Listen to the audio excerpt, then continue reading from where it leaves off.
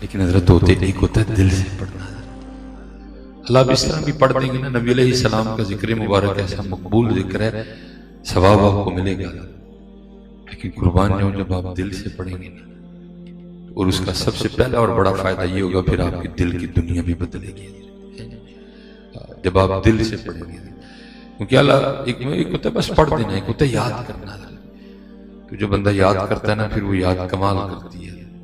اسی تو اللہ حضرت امام اہل سنت شاہ امام احمد رضا خان فاضل بریلوی رحمۃ اللہ تعالی آپ نے فرمایا تھا، ان کے نثار کوئی کیسے ہی رنج میں ہو، ان کے نثار کوئی کیسے ہی رنج میں ہو، جب یاد آ گئے ہیں سب غم بھلا دیے ہیں. اور ادھر یہاں کون نہیں غمگین بیٹھا، ہر ایک کو تو کوئی نہ کوئی غم لکھا ہوا. کسی کو اولاد نہ ہونے کا غم ہے، اور کسی کو اولاد ہو گئی ہے اس کا غم ہے. کسی کا کام بہت زیادہ ہے اس کو غم ہے، اور کسی کا کام ہے ہی نہیں اس کو بھی غم ہے. غموں سے حضرت یہاں کون آزاد بیٹھا ہے؟ سارے تو غموں والے بیٹھے ہیں. تو اگر آپ چاہتے ہیں کہ حضرت غموں سے آزاد ہو جائے تو پھر اس کا ایک ہی طریقہ ہے کہ اللہ اور اللہ کے رسول علیہ السلام کو یاد کیا. اور میں آپ کو سچ کہہ رہا ہوں حضرت، ہم یاد بھی کر لینا تو ہم نے یاد کر کے بھی کیا یاد کرنا ہے، یاد تو وہ کر رہے ہیں. میں تو اکثر و بیشتر جان جاتا ہوں، ہم بڑے دکھ سے لوگوں کو دیکھ کر کہتے ہیں کہ یار آج ہمیں کیا ہو گئے، تو ہم قلینوں پہ بیٹھ کے بھی پڑھنے کو تیار نہیں ہیں.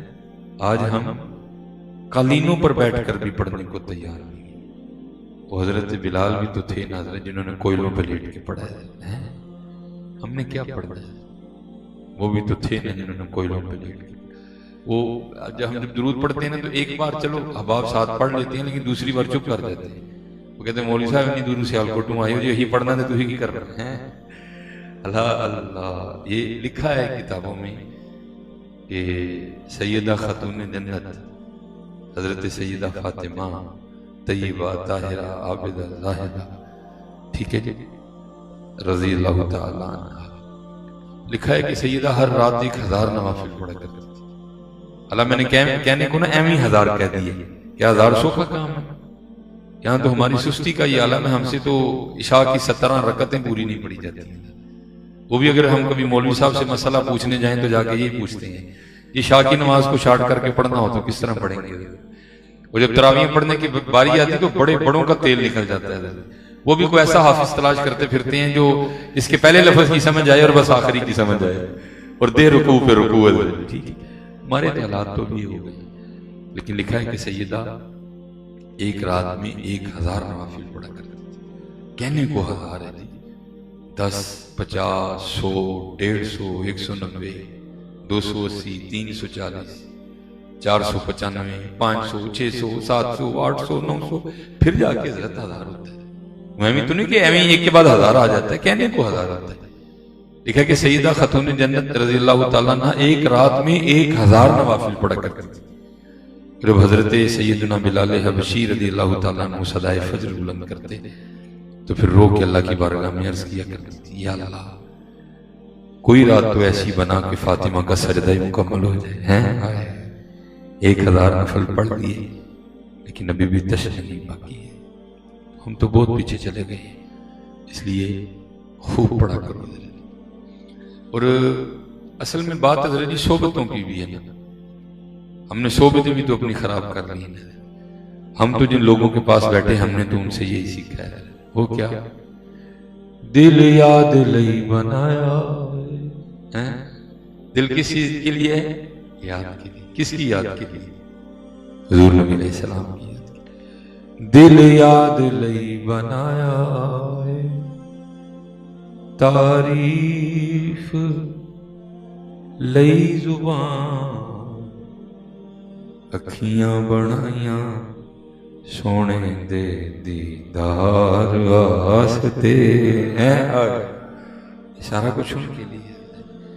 امام اہل سنت نے بھی تو یہ بیان فرمایا، فرماتے ہیں زمین و زمان تمہارے لیے، مکین و مکان تمہارے لیے، ہم آئے یہاں تمہارے لیے، اٹھیں بھی وہاں تمہارے لیے، دہن میں زبان تمہارے لیے، بدن میں ہے جان تمہارے لیے. سارا کچھ ہی تم کے لیے.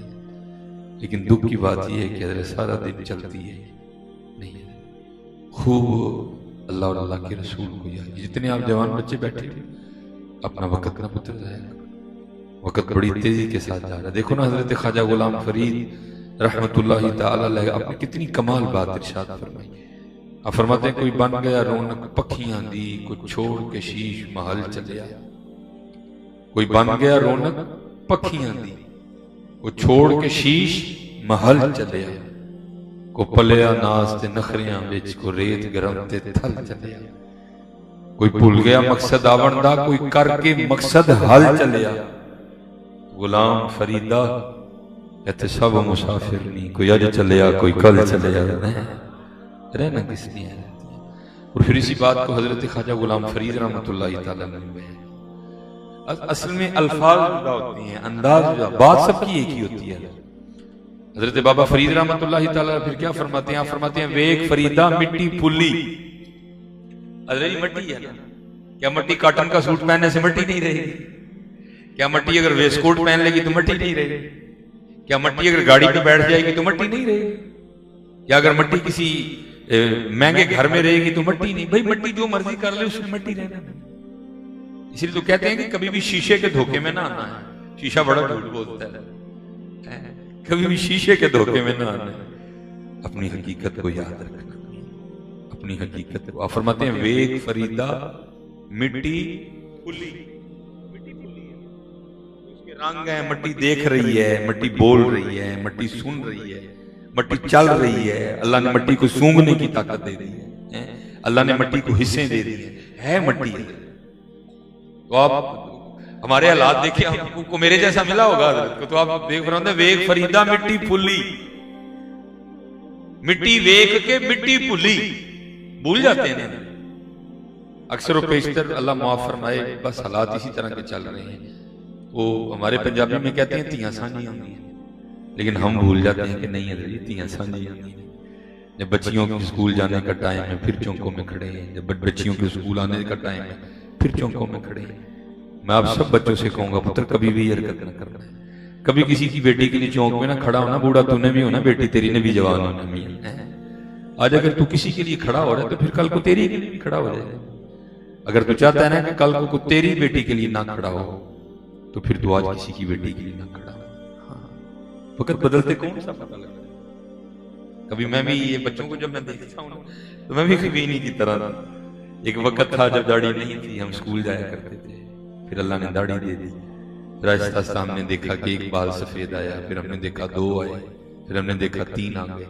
اب دیکھ لو دیکھتے دیکھتے آپ کے سامنے یہ سفید سے سفید ہوتی جا رہی ہے. وہ جتنی سفید ہوتی جائے گی یہ ساتھ ساتھ پیغام دے کے آ رہی ہے سلیمان موت نیڑے. جتنی سفید ہوتی جائے گی یہ اتنا ہی پیغام آتا جائے گا سلیمان موت نیڑے. ہاں بھائی میاں محمد بخش صاحب نے کہا بھی تو ہے. آپ فرماتے ہیں کالے وال مسافر ہوئے, کالے وال مسافر ہوئے, چٹیاں ڈیرے لائے. یہ علماء بیٹھے ہیں, یہ سب سے پہلے سفید بال حضرت ابراہیم علیہ السلام کو آئے. اس سے پہلے یہ سفید بال نہیں تھے کسی کے, اور جنت میں بھی کسی کے بال سفید نہیں ہوں گے. بھائی حضرت ابراہیم علیہ السلام سے پہلے کسی کے سفید نہیں تھے, جنت میں بھی سفید نہیں ہوں گے. تو اگر اللہ چاہیں تو پھر اللہ قادر ہے کہ یہاں بھی کسی کے سفید نہ ہو. اللہ یہ طاقت رکھتے ہیں, اللہ قادر ہے اس چیز کہ اگر چاہیں تو یہاں بھی نہ ہو.